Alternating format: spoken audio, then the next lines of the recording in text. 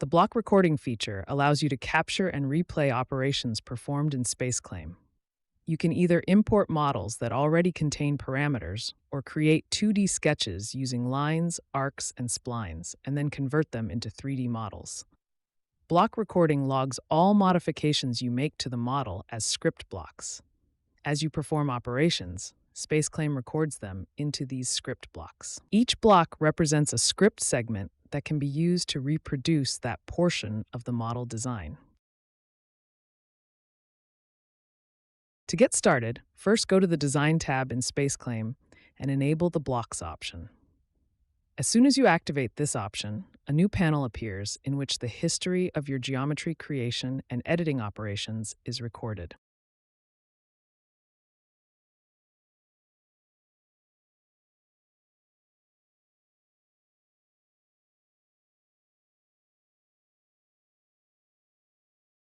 To illustrate this command, a simple sample geometry is created using a few random sketches.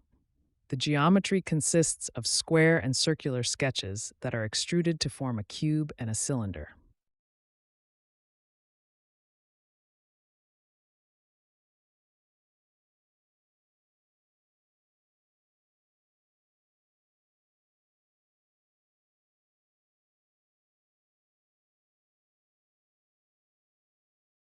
From the Blocks panel on the left, you can monitor the operations you perform.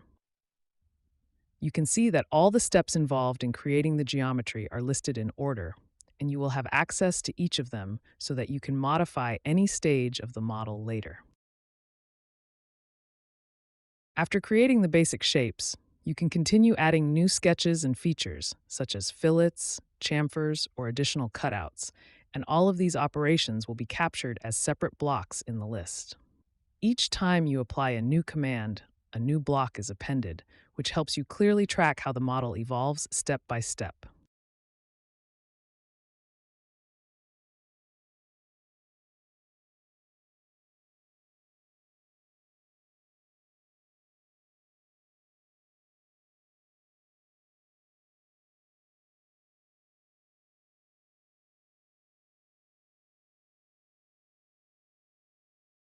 To more clearly demonstrate how this feature works, the first cube that was created will now be modified.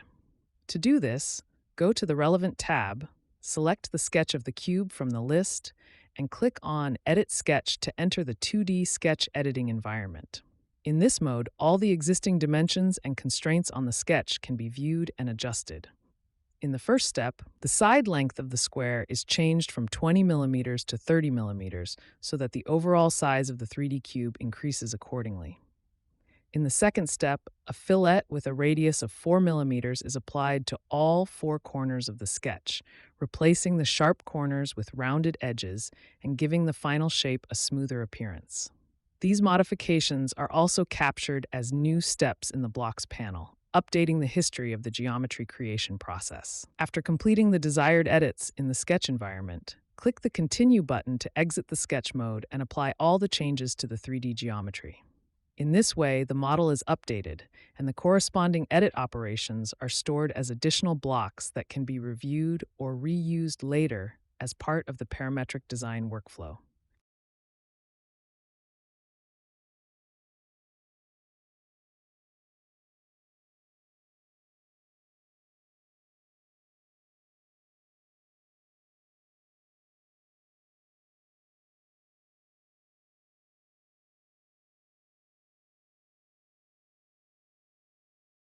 In this step, the circular cut that was previously created using a cut extrude operation is modified. To do this, the sketch of the circle is selected again, and the Edit Sketch option is used to reopen it for editing. In the sketch environment, the diameter dimension of the circle is updated to define a new size for the hole. The new diameter is set to 6 millimeters, replacing the original value that was used for the initial cut.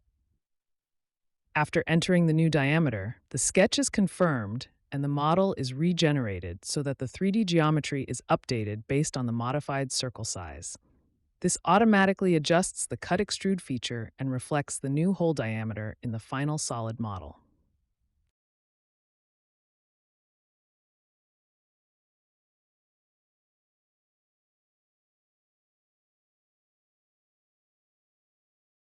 In the final step, the small cylinder that was created at the corner of the model is modified. This cylinder was originally extruded to a height of 8 millimeters, and now its extrusion length is changed to 20 millimeters.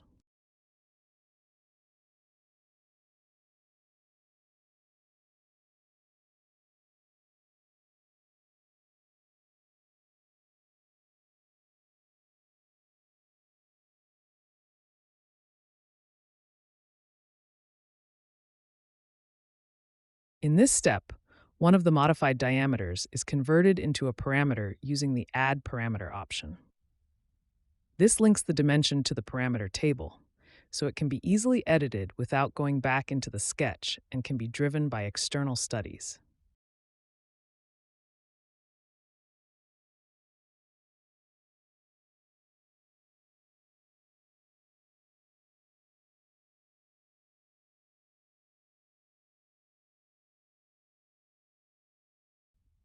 After parameterizing the diameter and returning from the geometry to Workbench, a parameter set cell becomes visible, indicating that the model now contains exposed parameters that can be used, for example, in design of experiments DOE studies.